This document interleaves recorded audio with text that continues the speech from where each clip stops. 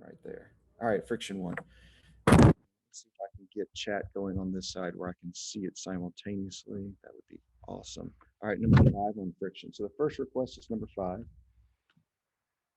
And let's scroll this up. Number four, number five. All right, let's see.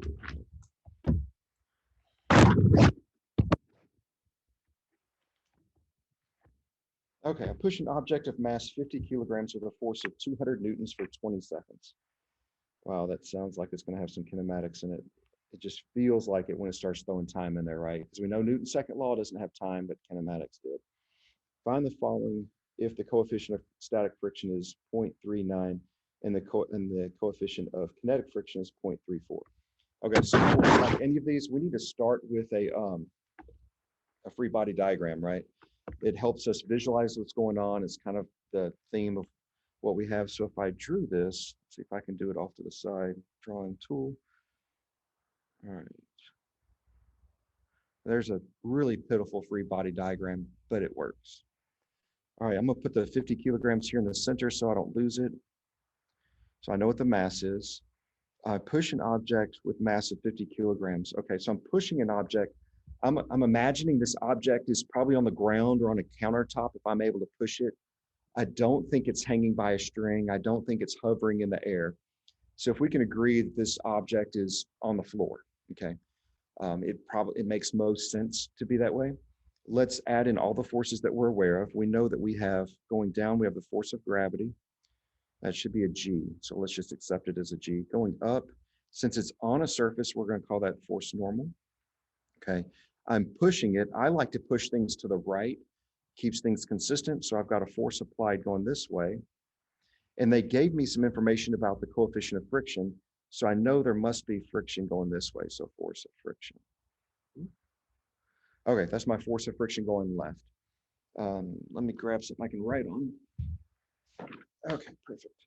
Now that I have that, let's actually start defining some of these variables so that we can get an idea of what is what. So force of gravity, that's equal to mass times the acceleration of gravity, otherwise known as mg. And then we can say, well, mass is 50. Gravity we know is 10. So the force of gravity is equal to 500 newtons. Now this system is not accelerating in the vertical, okay? It might be accelerating in the horizontal. We haven't determined that. But in the vertical, it's not shooting up to the sky. It's not shooting through the floor with an acceleration. So we know we have balanced forces in the vertical. So we can say that Fg is equal to Fn, which also would be 500 newtons. Okay, we've solved all of that. They also told us that the force applied, just so I can get this kind of all in one spot, the force applied is 200 newtons. Okay, perfect. Now with this information, let's determine if this object is at rest or not, because it says I push an object. Let's see if we were able to dislodge it from wherever it's at. So for static, we would have the force of friction is equal to the coefficient times force normal. And force of friction would equal, let's see, static is 0.39, 0.39. And we said the force of normal force is 500. So my calculator out, 0.39 times 500 equals force of friction, static is 195. Okay, I'm pushing with a force of 200. So I've definitely overcome static, right? We sort of agree. I know it's early. I'm totally yawning too. I delayed getting people started just because I was like, okay, I need a second. All right, so we know we're in motion, so we don't care about static anymore because we've overcome static. So then let's look at kinetic. All right, same formula, force of friction is equal to coefficient times force normal. The reason I write the formula each time as well, when you write it, you have to think it. And when you think it, you're learning it, okay? Yes, you could go directly to it, but also the better that we learn it when we're under the stress of a test and under the stress of the test in May, the better we understand it now, the easier it's going to come to mind when we try to recall these details. All right, so force of friction would be equal to, for kinetic, is 0.34 times normal, still 500.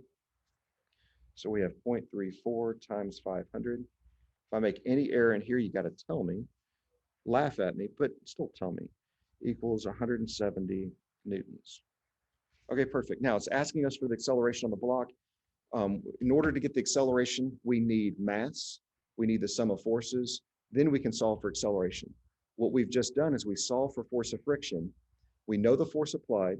Now we know the force of friction. So now we can solve for the sum of forces. We've been given the mass. We can do it. All right, so perfect. Newton's second law says the sum of forces is equal to mass times acceleration. If we want to solve for acceleration, we would simply say the sum of forces divided by mass is equal to acceleration.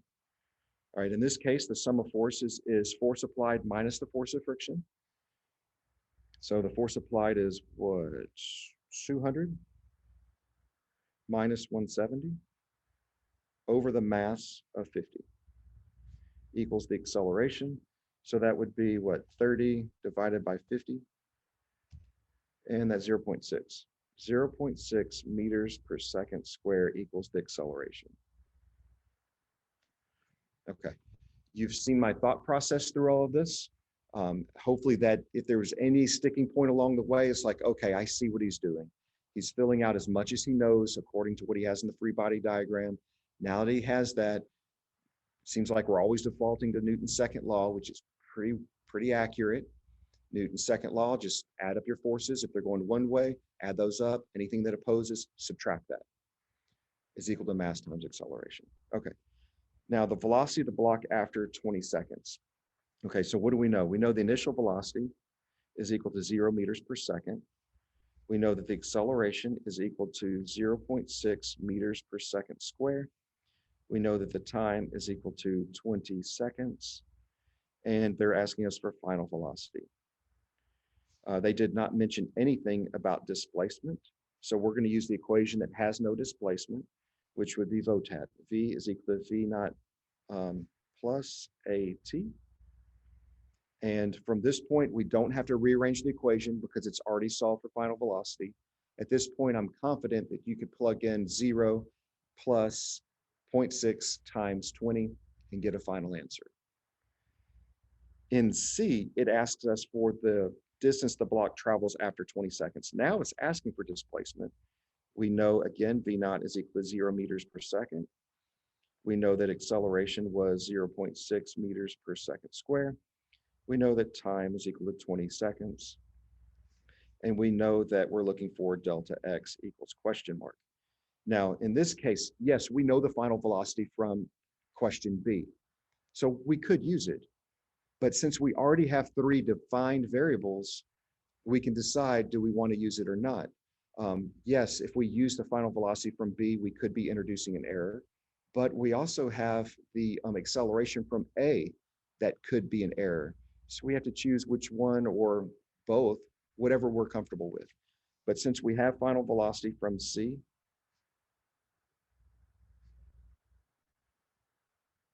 we can pretty much choose any equation that has delta x in it. Not the first one, not VOTAT, but number 2, 3, and 4 all have a delta x in it. So you're saying introduce an error as in like if you solve for it wrong? Correct, correct. Okay. If we did A, if the right answer for A was like 0.82, but we messed up in the math somewhere and we got 0.6, and then we used 0.6 in a subsequent calculation, we've introduced an error. And I want to avoid that as much as possible. So if I were you on letter C, 5C, I would try to avoid using acceleration and velocity, final velocity, in a formula, because that's 2 things that we calculated for 2 possibility places that we've introduced an error. So I would choose whichever one I felt more confident in and then push the other one aside if I can in that choice. That's just me knowing that when I fill out a test of 40 questions, the likelihood I make a mistake is real. Do I want to have that mistake introduced to every question afterwards so I miss them all? Absolutely not. So it just depends on your confidence, your ability, and you.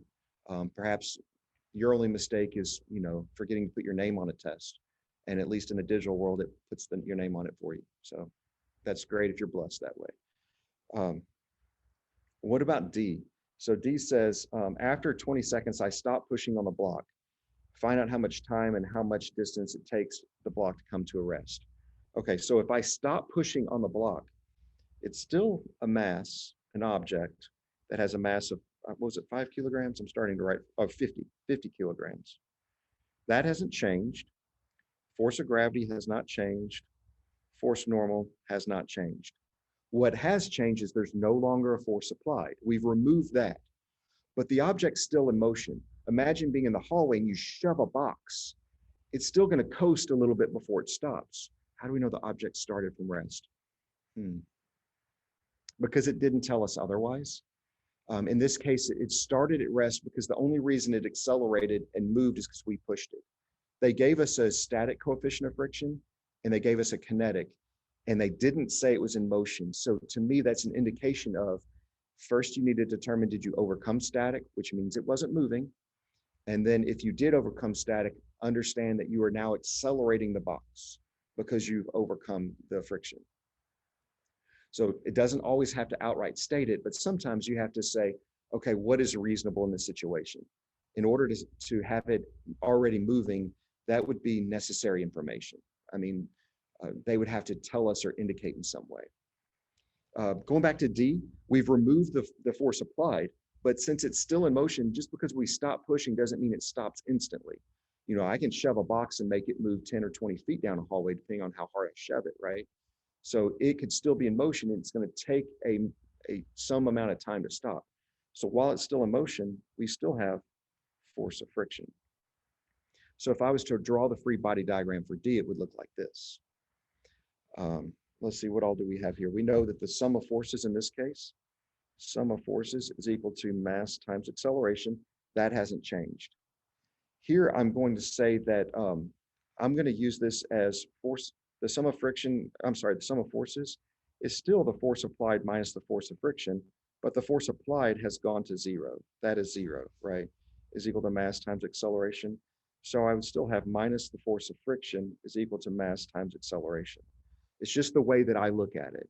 It's okay if it's not the way you see it. That's the way I'm looking at it. It's still in motion to the right. So I'm going to say 0 force applied now minus the force of friction. All right, so what do we have? So we want to solve for acceleration in this case, find how long and how much distance it takes to come to a stop.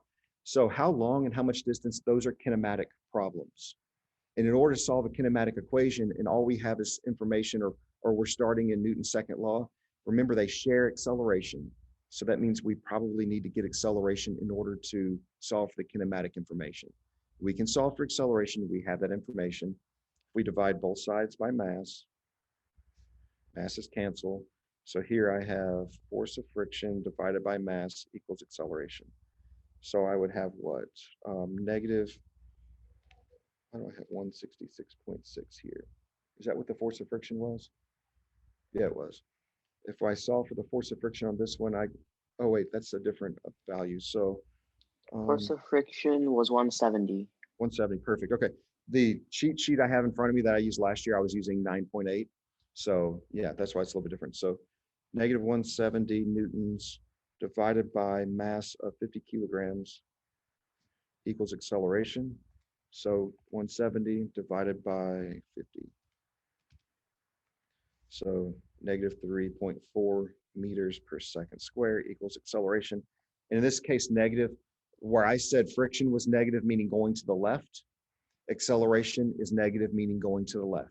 If you didn't use the negative, that's completely fine.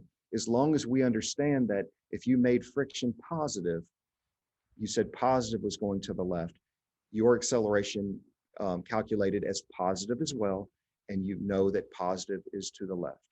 Remember, negative and positive is just an indication of direction. So don't get hung up on the negative and the positive. All right, so now we've got the acceleration, right? And then they said after 20 seconds, I stopped pushing the block. How long in time? So we want to solve for time, and it takes to come to a full stop. Okay, so we know that the initial velocity is equal to whatever the final velocity we got in C. I'm sorry, in B. So this final velocity, that is the initial velocity right here, because the final velocity is how fast is it going while we're pushing. Well, it's a new experiment. We stop pushing. Well, whatever speed it was going right then is the new initial velocity. Okay, somebody's asking, what's the difference between static and kinetic friction? Static friction is the amount of friction that you have to overcome to get an object in motion. Static friction will match the force applied until it's overcome. And at that point, the object is in motion. You forget about static friction and you only pay attention to kinetic friction. Kinetic friction applies if an object is in motion, and kinetic friction is a constant, meaning it's not going to adjust based on a velocity. It'll only adjust based on the coefficient of friction, which will be set for that circumstance, and then the force normal. So if you can increase and decrease the force normal, you would affect the friction just because it's part of the calculation. So we know that the initial velocity is coming from the previous problem because we were pushing it, we got it to a velocity, then we stopped pushing. So it's a new problem. At that point, that is our initial velocity. We have the acceleration, and then what else do we need to know? We know the final velocity is going to be 0 because it wants to know how long does it take to come to a stop. So 0 meters per second is final velocity. Now we have 3 knowns: acceleration, final velocity, initial velocity.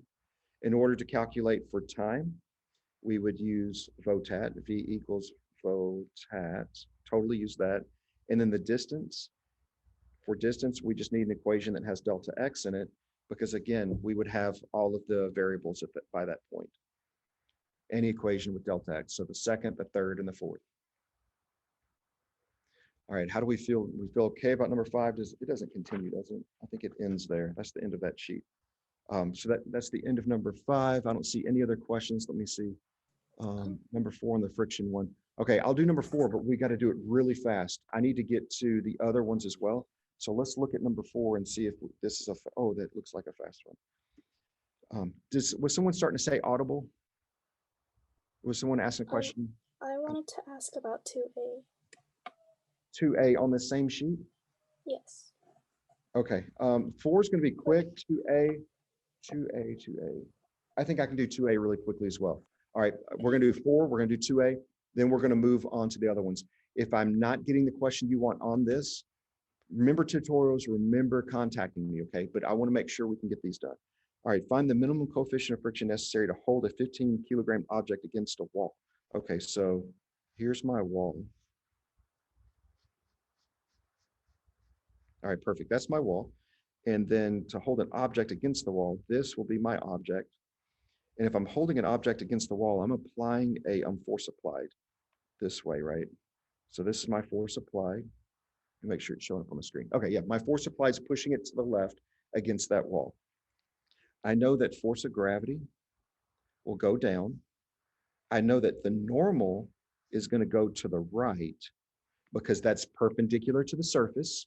The surface is a wall, it's against the wall, perpendicular, that's the force normal. I know that this object wants to slide down the wall. It doesn't want to go through the wall. It doesn't want to fly out at me.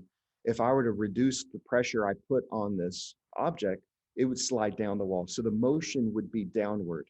Friction opposes motion. So I know that the force of friction must be upwards then, because it wants to oppose that movement downward. Okay, so I've got my free body diagram. I have an understanding what's going on. Let's see, the mass is equal to 15 kilograms.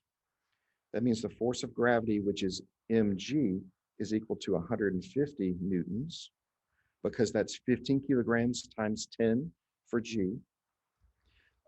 Let's see, my force, if I push on the object against the wall, okay, my force applied equals 250 newtons. The problem tells me that. And then the force normal and the force applied must be in balance, right? Because it's not accelerating through the wall, it's not accelerating towards me. There's a 0 velocity, constant, no acceleration, they're in balance. So that means force normal is equal to 250 newtons, okay? All right, so we need to know what is the minimum coefficient of friction necessary to hold.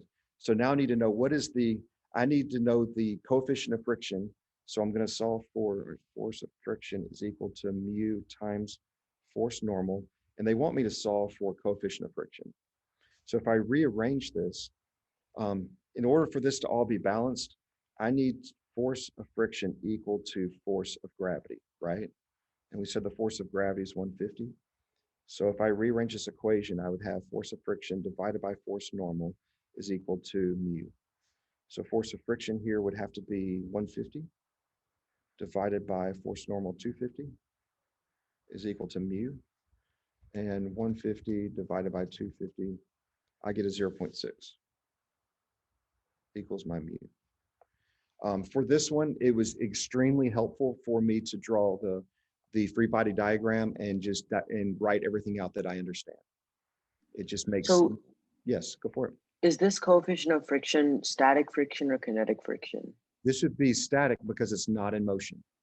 And this would be basically saying, hey, if I pushed harder on it, the available friction would be there, sure. But if I were to press less on it, how can I match up my force applied, which is equal to force normal, times some minimal coefficient of friction that would hold it? If this coefficient of friction was less, then my force of friction would be less than gravity, and that would mean it would accelerate downwards, right? So this is the minimum coefficient of friction that would allow it to hold. Does that make sense? Sort of. Okay, I'll just accept that it does. All right, so then, okay, you asked for number 2. Which, Mr. Watley, yeah, what's up? I have a question about this problem. How do you know the force of friction is equal to the force of gravity? Because we're trying to find the minimum coefficient of friction that will allow it to stay. So if it's going to stay, that means they must be in balance. They must be balanced. Okay. All right, so the one that was asked audible, was it 2B? 2A. 2A, okay, thanks. My memory, you can tell what my memory's like. All right, so 2A, it says, a force of 45 newtons is required to pull on an object with a constant velocity of 5 meters per second on a smooth surface. Okay, will the force required to pull the object at a constant velocity of 2 meters per second be greater than, less than, or equal to 45 newtons? Justify your answer. It would be equal to, because it's moving at constant velocity, the net force must be 0.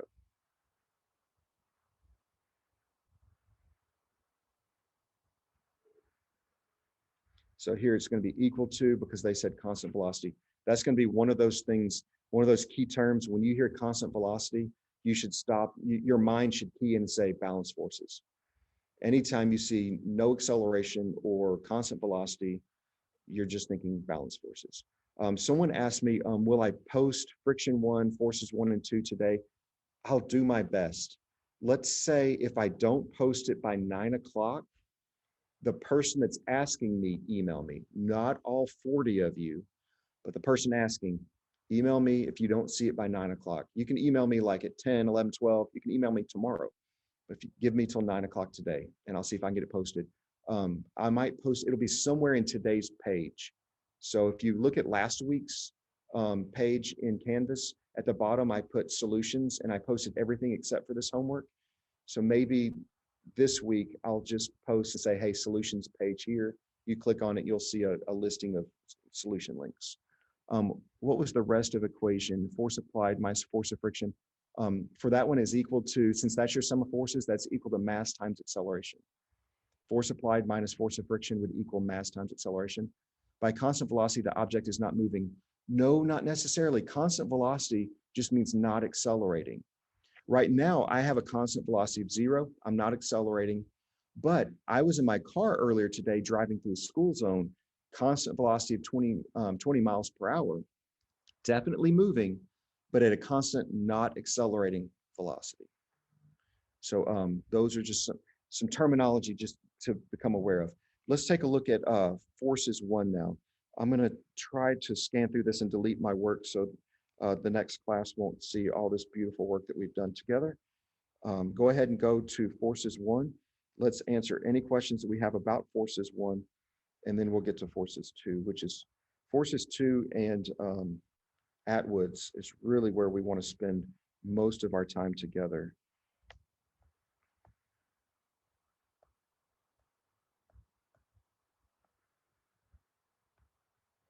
All right, looks like I've cleared that out well. All right, so forces 1. Do we have any difficulty with forces 1? If not, that's fantastic, and we can certainly move on to forces 2, but I want to make sure we address any question that we had anywhere in this particular homework assignment? Um, Let's see. C. All right, so I see C. What was the number on that one? 8C. 8C? Yes. All right, and then somebody put in the chat as well, they put C, but they didn't put a number, so maybe they also want 8. Let's see, drawing tool. And then, let's see, let me just, okay, 8. Eventually the disc comes to a stop. Oh yeah, this is a great question. You guys watching Dallas Stars hockey right now? Your Dallas Stars, where you live, are in the Stanley Cup final, which is like the championship of hockey. Okay, they're down 3-2 games. You have to first to win 4. Okay, so they play tonight. If they win tonight, they make it to game 7. If they lose tonight, they're done. I say that because this question is similar, right? It's talking about, I think it's talking about air hockey, but hockey is hockey, right? So if you've ever gone to an arcade, I know Strikes has a few air hockey tables. It's a table that has little air holes and it blows air up, and you have this little disc, let's call it a puck, and you try to hit it across with, you have something on your hand and you hit it across, you try to get into a goal, but the puck is kind of floating on air. So if it's floating on air, it's got no friction. It has nothing to oppose its motion. When you hit it and it goes sliding, it'll keep going until it hits a wall for the most part. Perfect world, no. But theoretically, yes, no friction, nothing to stop it. So after the force applied is removed, it will maintain its current velocity indefinitely because there's nothing to oppose it till it hits something or has a force oppose it. So let's look at the question. Imagine a giant air hockey table. So that's the arcade thing, right? Because there's a layer of air everywhere because it's venting the air up from the ground, right? There is no friction. We also assume that the disc has no air resistance, meaning that there's nothing opposing its movement when you're pushing it or once you shove it and let it go. It's like a baseball in outer space. It's just going to keep going and going. Okay. In the letter C, it says eventually the disc does come to a stop. It's like, okay, wait a minute. You just said there was no friction. Why would it come to a stop? So somebody talk to me. Why would it come to a stop? It hit a wall. Yeah, it could have hit a wall, which would have applied a force to it, right? So there must have been some force applied. This goes back to Newton's first law. An object in motion wants to stay in motion unless an external force is applied.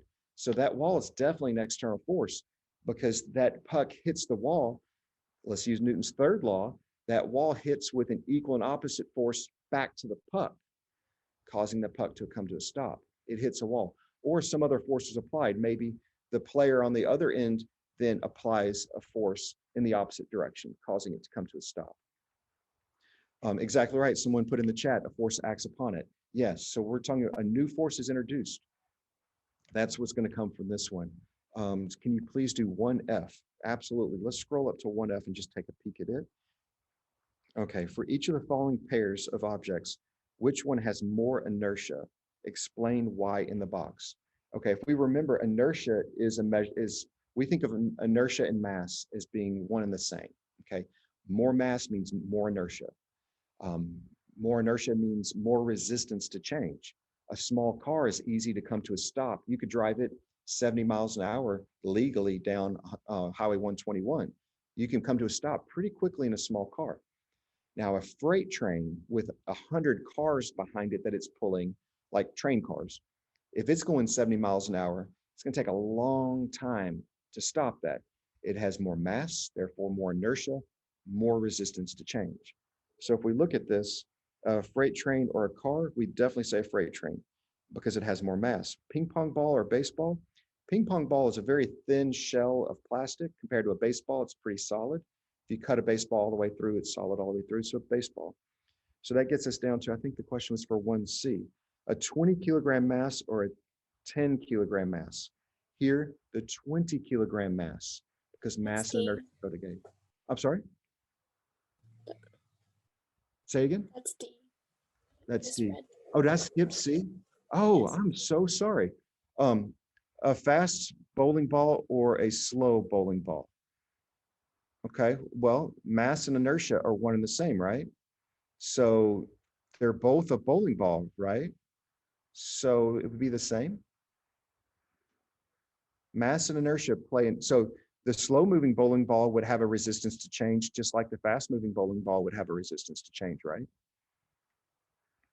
Let me look at my cheat sheet. But isn't it based on like acceleration? It would be harder to stop accelerating like a faster moving bowling ball than a slow one. It didn't ask, it asked for which one has more inertia. So changing the velocity of either of those would be equally difficult. Now, if we're just saying coming to a stop, yes, it would take less to come to a stop if you're barely moving, less time, less distance.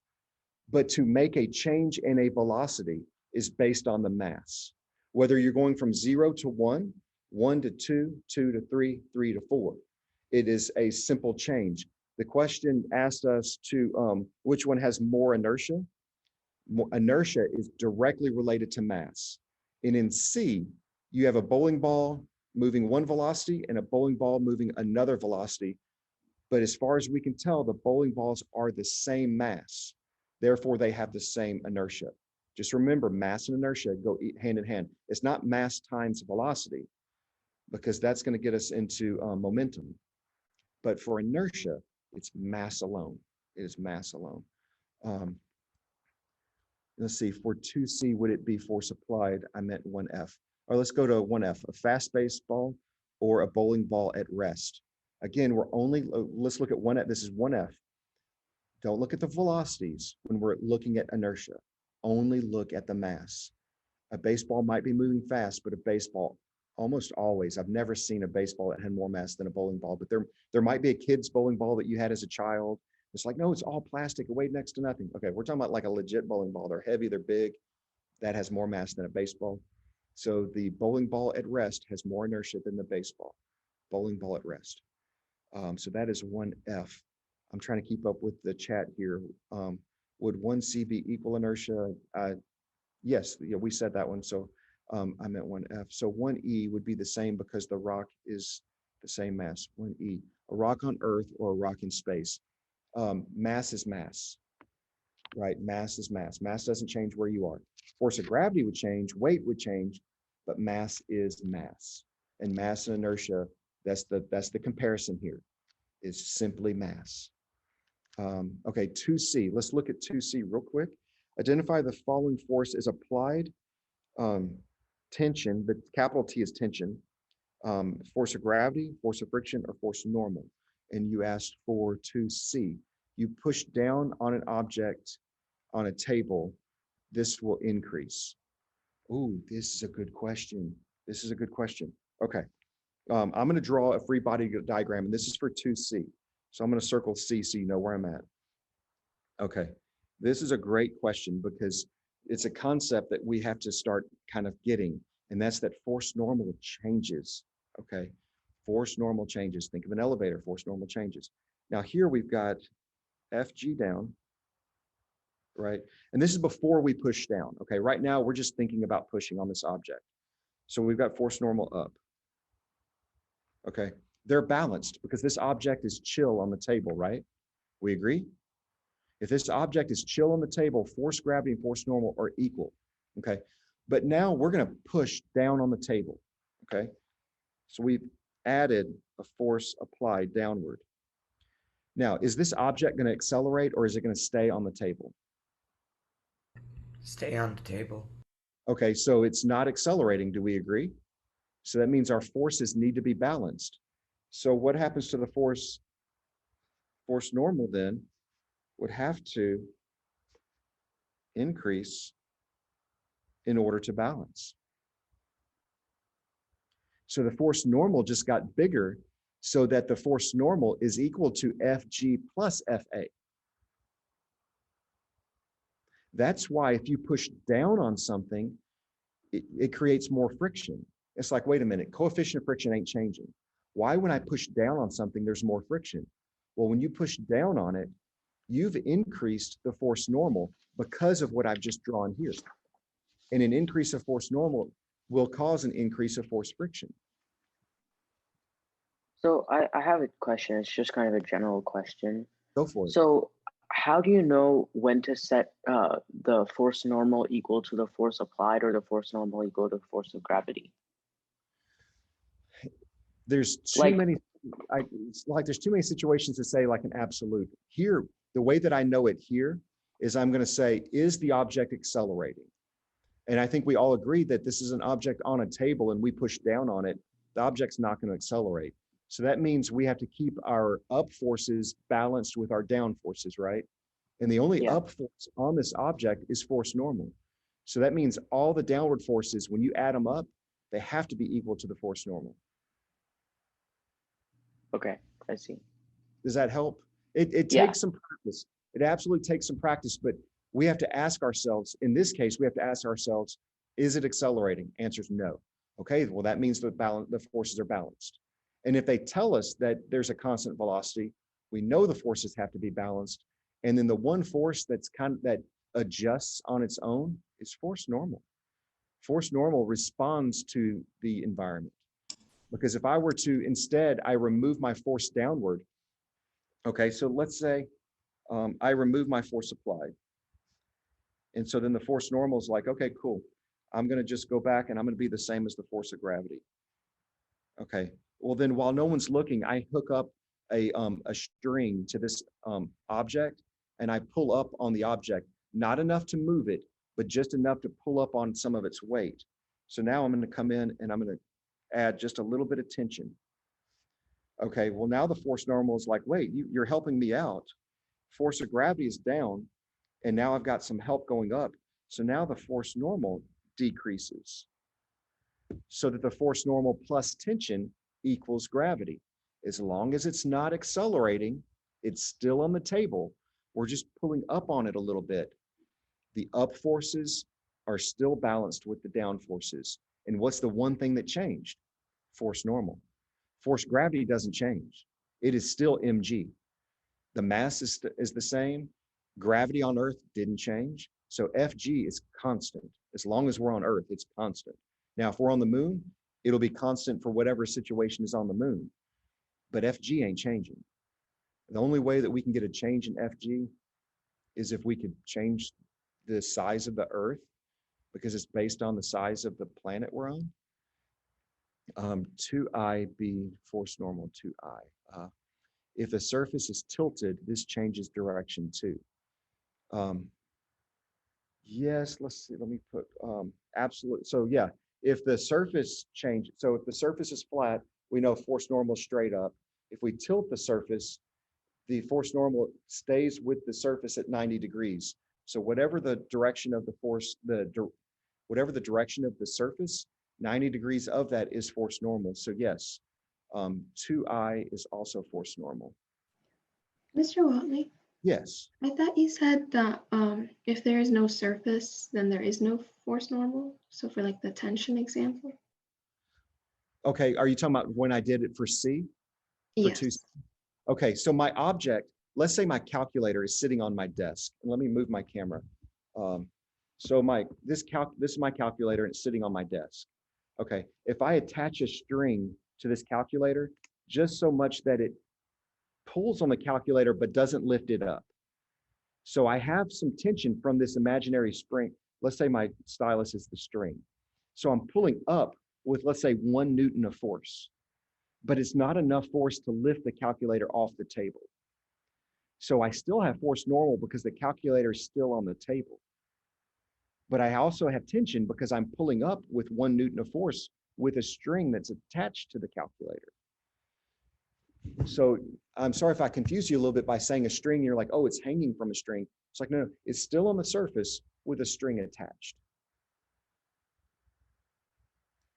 Is Fn the answer to 2C? Yes, yes. Force normal is the answer to 2C, yes. Anything else on this one Mr. before? Yeah, what's up? Could you explain why 2I is also force normal? Yes, because force normal is perpendicular to the surface, right?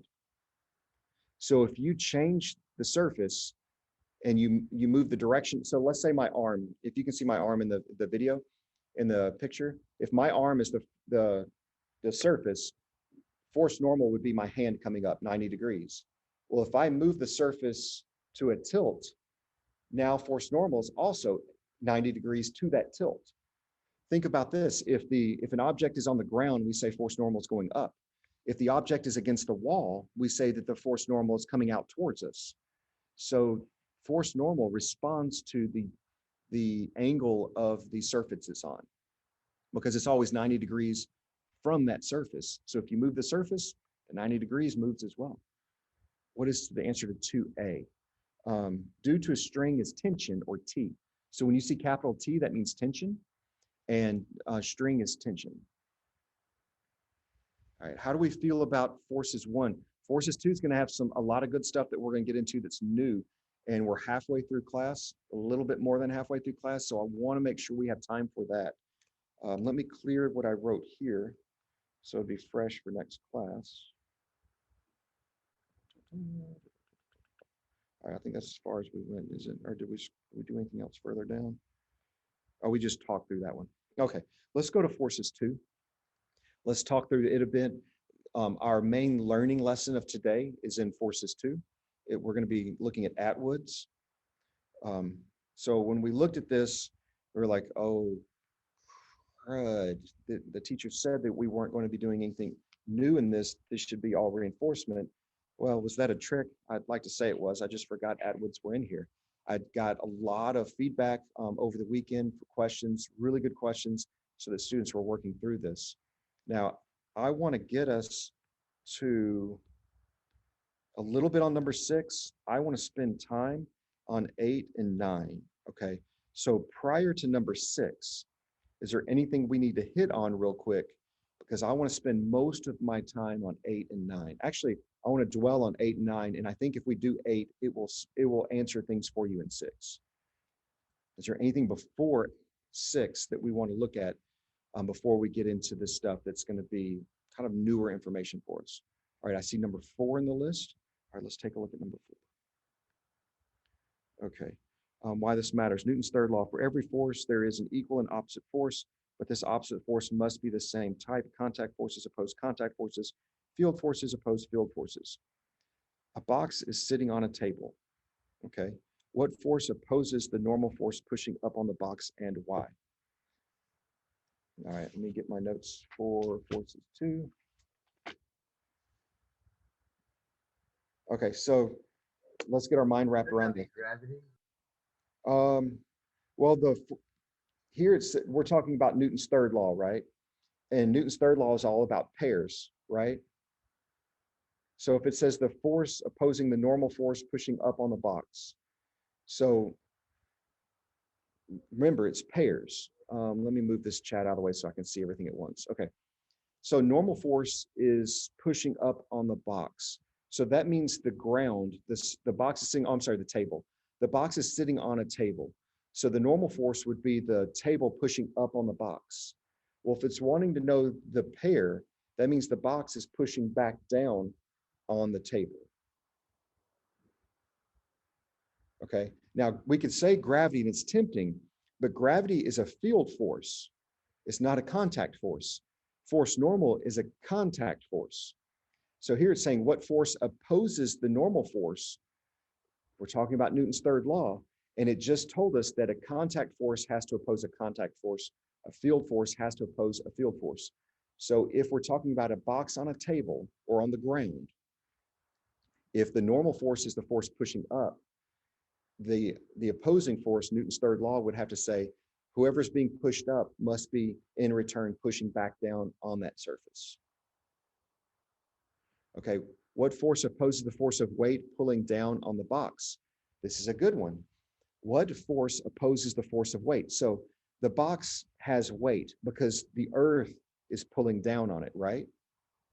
The earth pulls down on the box. So what's equal and opposite there? You got to talk. The normal force. Normal force is, remember, we're looking at pairs. So if the force of gravity is the earth pulling down on the box, the normal force is like the table in the box, and that's contact. Gravity is a field force. So the opposing force can't change the pair, the earth and the box, and has to be a field force. So if the earth pulls down on the box then must be doing what in return? pushing on the earth? It's got to be pulling up on the earth. We haven't got into gravity a lot, but let's say this about gravity. Everything that has mass has a gravitational force. Usually I make a joke if we were in class right now, and if there's if there's a boy and a girl sitting next to each other, or even if there's just two individuals sitting next to each other, I'll say, hey, there's a gravitational attraction between these two students, and it makes everybody uncomfortable and laugh and all that stuff. But it's true. Me sitting at this desk, there's a gravitational force that's attractive between me and this desk. Okay. Now, why don't I feel it? Because me and this desk, compared to the earth, are really small. Okay. We don't feel it. Why does the moon have less gravity than the earth? Because it's smaller than the earth. So the size, when we get into force of gravity and calculating gravitation in a larger scale between two objects, we're going to see that the mass plays a big role. So even though the earth doesn't really feel us or respond to us pulling up on it, that's because we're so small. But we have an equal pull up as they have pull down. The force between us is equal, but in opposite directions. So why doesn't the earth come accelerating up towards us? Because we know that force of gravity is mass times acceleration. We have a small mass, so our acceleration is going to be 10. The earth has a huge mass, so its acceleration is going to be so small you can't calculate it. So if we go back to B, what force opposes the weight pulling down on the box? The weight pulling down the box is earth pulling down on the box. So therefore, the box must be pulling up on the earth. Equal and opposite. It's a pair, the earth and the box. You can't add a third feature in like the surface that the box is sitting on, which gives you the normal. Mr. Watley, Yes, sir. so what are you saying is the force opposing in 4A? So we've got the force opposing normal force. The box is pushing down on the table. So the normal force is the tabletop pushing up on the box, right? Right. So equal and opposite would be the box is pushing down on the table. Okay, that's because it's a contact force, and like contact force have to be in pairs, and field forces have to be in separate pairs. Correct. All right. This is that Newton's third law weirdness. And sometimes it makes sense and we're like, okay, I can calculate that. Other times you're like, what? This is one of those times it's just kind of like, what? Newton's third law has to be in pairs, contact or contact, force to force, but always in pairs. You can't include a new object or item or whatever in the problem. Okay, so that got us through number 4. Let's go ahead and scroll up to that back page. I want to spend some time on number 8 and 9 before the day is lost from us. And in about half an hour, the day is going to be over, at least for first period. All right, so this says, what is the acceleration of the following system? What is the tension in the string? Okay, we can do this. We can totally do this. Maybe. All right, so let me get all my notes in front of me. Let's see what we've got going on. First, what I want to do is I want to just draw the forces that are involved in this system, okay? It's going to get a little messy, but just stay with me. So this 10 kilogram object, we know that the earth is pulling down on this, okay? We call that the force of gravity, which is equal to mg. And in this case, we can go ahead and calculate it. We can say mass is 10, gravity is 10. So in this case, force of gravity is equal to 100 newtons. Okay, and it's going downward on the left because it wants this, that force wants the system to kind of rotate counterclockwise. But on the right side, we also have a force of gravity pulling on it. So that says Fg. I know it doesn't look like it. And we know that Fg is mg. And in this case, it's going to be 20 times 10, which is 200 newtons. Okay, so on the right side, we have a force of 200 newtons. On the left side, we have a force of 100 newtons. We got a predicament, don't we? It's opposing each other. One is definitely going to overpower the other.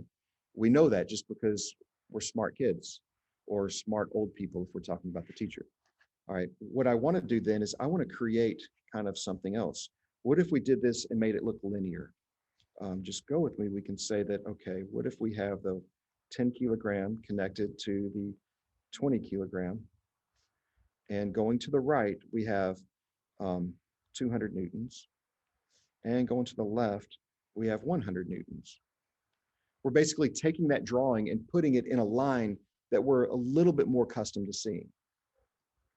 Okay, In this case, we would say that sum of forces is mass times acceleration.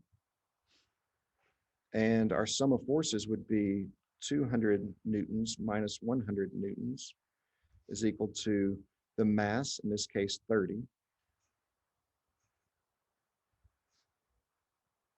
times A. So 100 newtons is equal to 30 times A, and 100 divided by 30 is 3.33 is equal to the acceleration. So we know this system is going to accelerate downwards equal to 3.33 meters per second square. What is the acceleration of the following system? 3.33 meters per second square. Mr. Watley, Yes. why did you say the mass was 30 kilograms? Don't they like act against each other? Like, shouldn't it be Mass of like the 10? system. It's the mass of the system.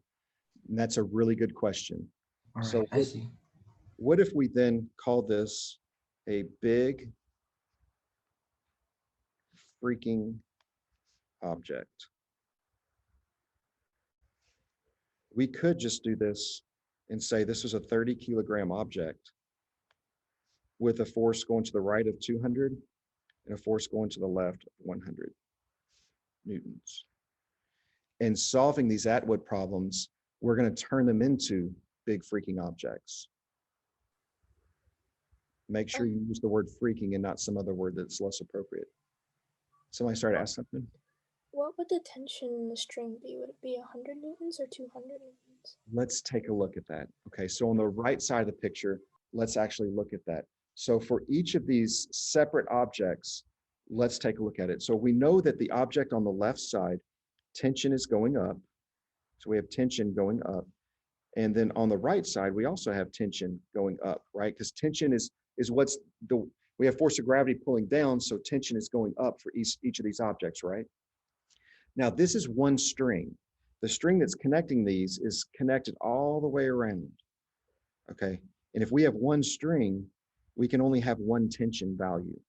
You can't have tension more on one side than on the other, okay? Does that make sense for everybody? If it's one solid string that hasn't been cut, it can only be one tension. We can't say the tension on the left is different than the tension on the right, because the string would just get confused and cry because it wouldn't know what it is, right? And that wouldn't be good for anybody. So let's look at the system. Let's look at the system on the right side first or the left side.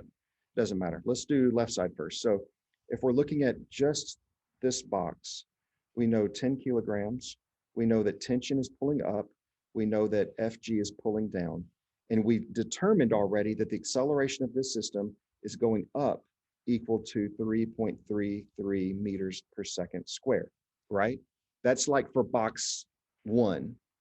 And then for box 2, okay, did a little dotted line there. So for box 2, we've got 20 kilograms and we have force of gravity down and we have tension going up. In box 2, we know is accelerating downwards equal to 3.33 meters per second square, right? Because when it's moving, the box on the left is going to go up and the box on the right is going to go down. So we've just kind of set this up as two different exercises or experiments. All right, now looking at each one individually, we can say that the sum of forces is equal to mass times acceleration. All right, so in this case, we're going to have, we want to solve for tension. We've got, it's going up. So I'm going to say tension minus force of gravity is equal to mass times acceleration. And if I add force of gravity over, so I can say plus force of gravity, it gets rid of it there. So tension is equal to mass times acceleration plus force gravity. So tension would be equal to 10 times 3.33, which would be 33.33. Because I know that 3 is just repeating. I mean, you can drop it if you want to, I don't care. Plus force of gravity, which would be 100. So my tension is equal to 133.33 newtons. Okay, are we okay with just that part? Just that part. We're looking at just the object on the left, that 10 kilogram object. Earlier, we established that that object is going to be going up, tension is pulling it up, gravity is opposing it, and as a system, it's moving at 3.33 meters per second squared as the acceleration. All right, so we said that the tension in that line is 133.33 newtons. Wait, Mr. Wiley, can you explain how you got the 100? The 100 is the force of gravity going down. If you look right, On that specific object? Oh, okay. That's like the weight of the 10 kilogram object. correct. That's the force that's opposing tension. So I said tension minus Fg is equal to mass times acceleration.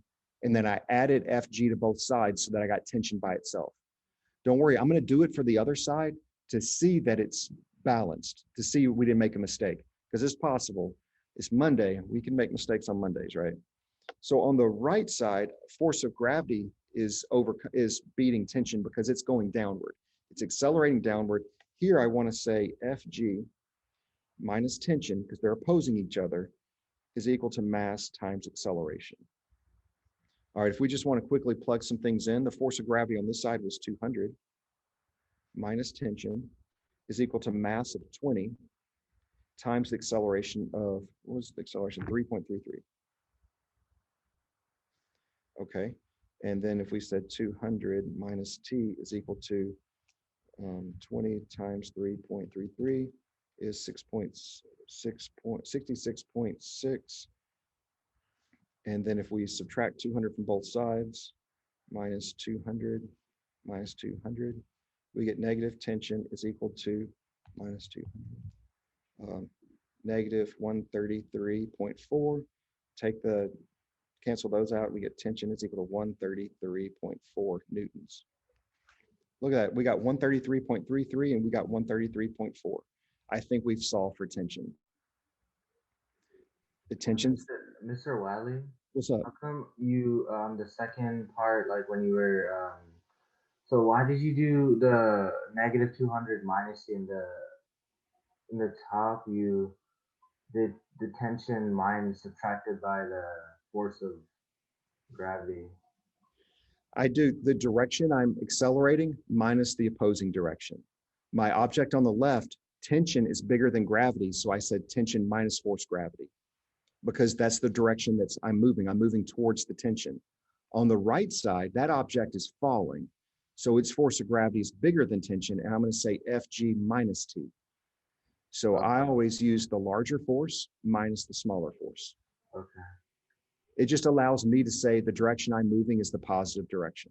That's all. That strategy goes back to just me saying that I'm moving in the positive direction, whatever direction that is, that's the positive direction. It simplifies things in my own mind. Mr. Watley, Go for it. for the big freaking object thing that you said, will it always be like that, or is it just in some cases where you can have the masses together to find the forces? More often than not, you're going to do big freaking object. More often than not. Okay, thank you. Absolutely. Mr. Watley, Yes, go for it. can you scroll up a little bit to see the free body diagram? Scroll this way. Yeah. Yeah, you got it. Number 9 is going to be a little bit different, but similar in the same respect. So we're going to get to see this one more time on this, and then we kind of see where we are. These are real, to me, this is probably the most fun as far as problems are these ADWODs.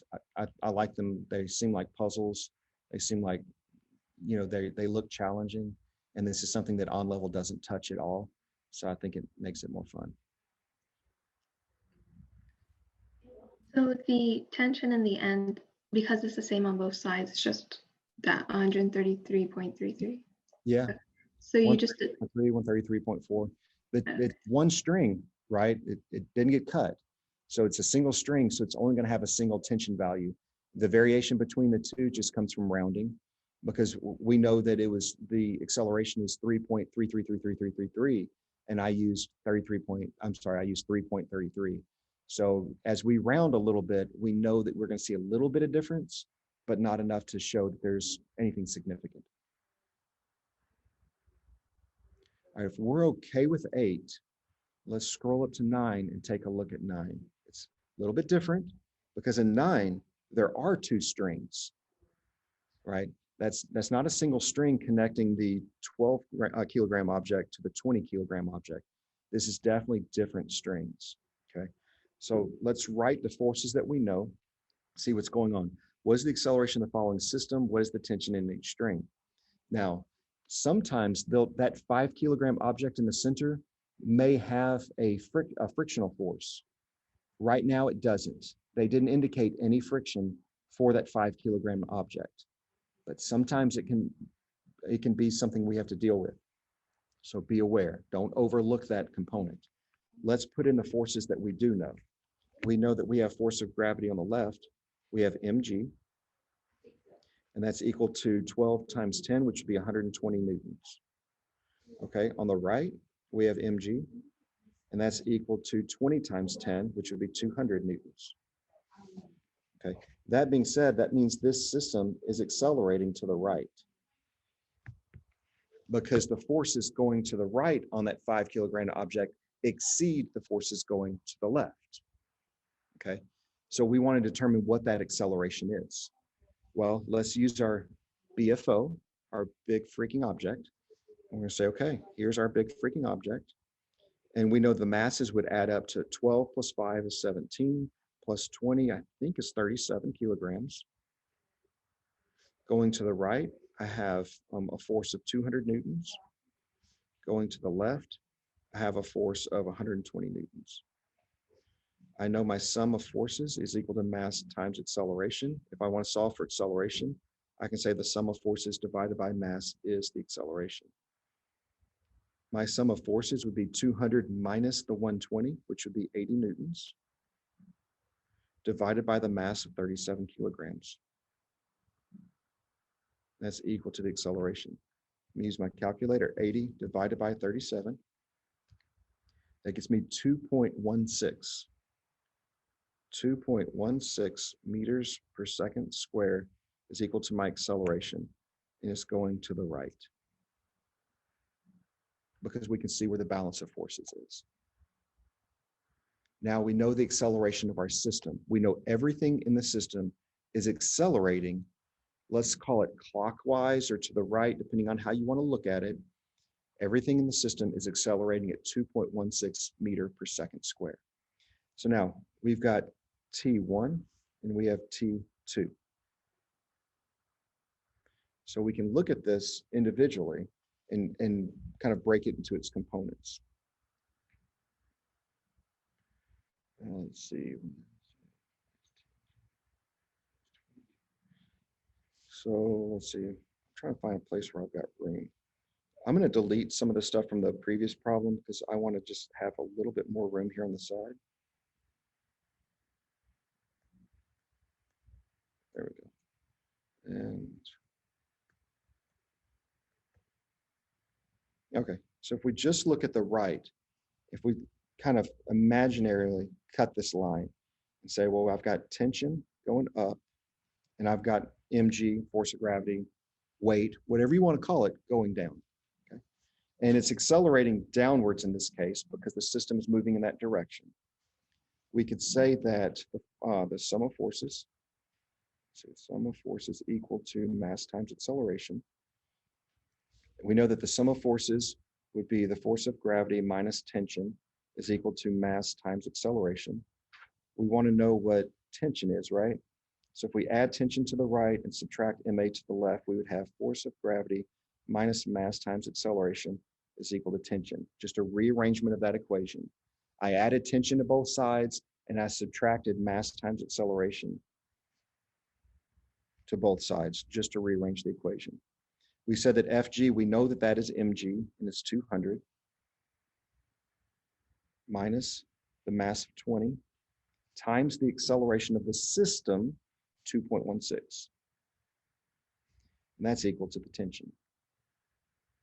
So 200 minus 2.16 times 20, keep me straight with the calculator, 43.2 is equal to tension, and 200 minus 43.2 gives me 156.8. newtons equals the tension for T, let's say that's T2.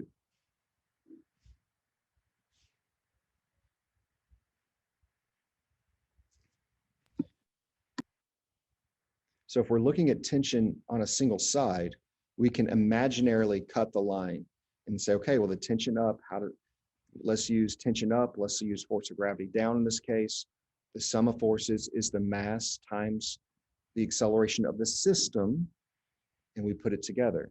So we can do something very similar, very much the same for T1. So if I imaginarily cut that line, I've got tension going up because it's opposing the gravity going down. I know that this system is going up, it's going that clockwise to the right. So I know that tension is the bigger force minus the force of gravity is equal to mass times acceleration. Okay, here I'm solving for tension again. I'm going to add force of gravity to the other side. Tension is equal to mass times acceleration plus the force of gravity. And this is for T1, so I'm going to put a little 1 in there. So T1 is equal to mass of 12 times 2.16 plus force of gravity 120. T1 is equal to 12 times 2.16 gives me 25.92 plus 120 gives me 145.92 newtons. So I've solved for T2 and T1. Now, why are these different values? Because they're different strings. Right, it's two different strings. If it's two different strings, they absolutely can have different tensions. It's only the same tension if it's the same string without it being broken. This string was broken and a 5 kilogram mass was put in the middle. So they absolutely can have different values. What we're looking for is that tension 1 should be bigger than the force of gravity on that object, allowing it to pull it up. And then tension 2 should be less than the force of gravity going down on the 20 kilogram object, allowing it to accelerate down. Why did you change the placement of your tension in the equation? Again, once I know which way the system is moving or accelerating, I take the force that I know is going to be bigger and subtract it from the one I know is going to be smaller. And since the second one I knew was moving upwards, accelerating upwards, I'm going to say tension, the direction I'm going, minus the direction that opposes me, force of gravity. The first one I knew was going downwards, accelerating downwards, and I know force of gravity causes me to go down and tension opposes me. So I said force of gravity minus tension. You could have been consistent and said, I always do tension minus gravity. That's absolutely fine. What you would have found is that one of yours would have been positive and one of yours would have been negative, because it's just an indication of direction. Here, I know tension is going up at 145 and it's going down at 156. I didn't put negatives on either one.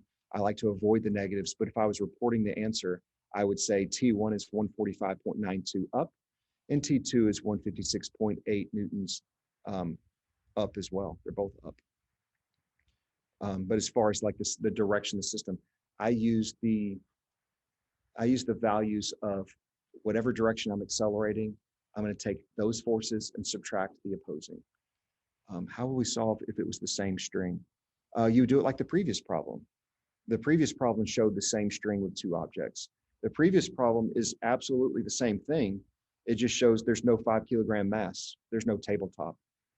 So there could have, these are two objects hanging off of one surface, where these are two objects hanging off of one surface with something in between. So same string would be number 8 and number 9 would be opposing strings. How are we so far? There's only a couple minutes left of class. What we have for today, let's talk about what the assignment for today is going to be. See if I'm on the right page. Yes, I am. So we have a homework assignment that's this practice problems modified Atwoods. It's short. It is really short. It is only 4 problems. So it's very easy to do. I want you to finish that and also do this application applications of Newton laws, check. So let me click on it and I'll go ahead and activate it for you guys. So it's published. All right, now it's published. You see that it's published. It should totally work for you at this point. So you're going to do that knowledge check, that skills check, so I can see where you are. Again, don't try to get all the right answers, enter them in, and then go back and work it. It doesn't go in the grade book, but it helps me indicate where we need to work together, all right, as a group. You're going to do the practice problems, the modified Atwoods, and then where it says review your Newton's laws, that's just one of those crash courses online. So you can choose to do that or not. Where it says homework for next class, it's a YouTube video. It's pretty decent, but it's optional. Definitely you have to do the skills check today, and you have to do the practice problems modified Atwoods between now and next class. Next class is a quiz. There are at least 2 questions, 2 that are Atwoods. So I want you to have the practice. I want you to go to tutorials. I want you to ask questions. I have tutorials after school today. Normally I have them on Tuesday morning as well, but I've got another meeting I have to attend. So Mr. Hennessy volunteered to do it Tuesday morning. Do we have an FRQ on the quiz? Maybe. That has not been 100% determined. Either we're going to do a warm-up FRQ that's not graded, or we're going to do an FRQ that is graded. So just be ready with a clear head to either warm up with an FRQ, no pressure, or do an FRQ and turn it in. We're still deciding on how we want to handle that. Just to make sure you will have homeworks posted by tomorrow, correct? Right, because someone already said in the chat, they asked me for it. So I will get, including today's homework, I will get it posted by 9 o'clock tonight. And if I don't, someone else in the chat has already been assigned to contact me because they didn't see it, but they're giving me all the way to 9 o'clock tonight. And if I don't, and they don't remind me, then we're all going to blame some unnamed student. How would an example on FRQ for a quiz like this be? Oh, wow. That's a good question. It's anything that I can get you to explain. It can be experimental design. It could be, here's an experimental design, what's wrong? Anything where you have to explain a concept. It's know your concepts and you'll be completely fine. I'll also, when I post the, I'll do this as well. When I post the solutions, I'll put in some physics facts for forces. We haven't gone over those directly in class because we've been doing a lot of work. You already know the facts. When you read them, you'll be like, oh, yeah, got this. But I'll post some physics facts along with the keys. That way you'll have everything you need to review. Will there be any Hooke's Law problems on the quiz? Hooke's Law is definitely something that you should be familiar with. Force of the spring is equal to the constant times the displacement. It's on all the formula charts. And since we have introduced it into the work, it is something that you are quizzable or testable on. So yes. Quick, what else do we have this week? Wednesday, Thursday, we're doing the quiz. On Friday, we're going to do review. There, if we were in person, there are review stations, but there's not stations. There's going to be a review that we're going to assign a bunch of problems, but you get a grade for it. And you can also get more points than, you can get bonus. So if you like do them all, you get more than 100. So it helps your minor grade. You went over today when the normal force is always 0. Can you repeat that? When the normal force is always 0. I don't remember normal force always 0. Normal force is 0 if you don't have a surface. So if you're not on a surface, or if you apply an upward force on something, like you tie a string to something and you apply an upward force that would balance the force of gravity, that would make the normal force go to 0.